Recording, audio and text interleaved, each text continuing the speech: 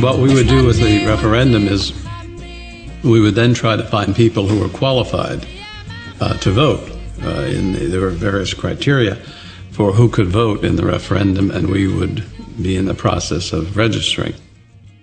Our initial thought was that it should be fairly easy to do. How hard can it be to hold a referendum with 80,000 voters?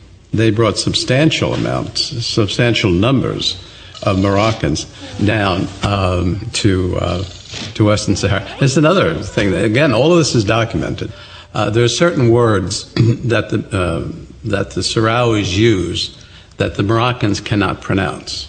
They set up training facilities to teach the Moroccans how to say these words in the Sahrawi fashion, so that they could pose as Sahrawis and then, get themselves enrolled as voters and things like that. The number of dirty tricks and absolutely unethical and unscrupulous things that the Moroccans did is amazing.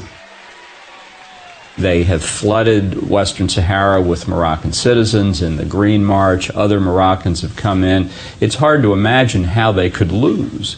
They saw that these people wanted no part of Morocco. These people wanted to be with each other, and they wanted to be free. And once the Moroccans saw that, they thought, this cannot go forward. We're going to lose this election. So they did everything they could, kind of Fabian tactics, to stop this from going forward. Et ce référendum que vous aviez proposé? Eh bien, j'attends qu'il... Vous croyez qu'il aura lieu? Comment vous croyez qu'il aura lieu? Il faut qu'il ait lieu. Ça fait 6 ans qu'on me casse les pieds, je m'excuse, on me casse les pieds pour qu'on fasse un référendum. Aux Nations Unies, au comité des 24, à l'OUA, partout. Les mass-médias, les journalistes, la télévision, vous y compris. Et maintenant que je veux faire le référendum, on n'y croit plus. Hassan II, qui était un homme très malin, il n'avait pas l'idée de faire le référendum. Il a essayé, mais il ne l'a pas fait. Donc c'était pas vraiment une défaite pour lui. Hein? C'était pas une défaite. C'était pas une défaite, c'est une manœuvre. I think I favored Morocco a little bit because that had been an ally of ours, and the Polisario had been on the wrong side in the Cold War, and I probably had a little skepticism of their motives and things. And it was kind of a conversion, because when I saw the Moroccans in operation, it really was like watching the mafia. They had come so close to an agreement twice, and at the very last minute, after it looked like an agreement was going to be in place, it looked like they're going to be able to enjoy self-determination. What happened?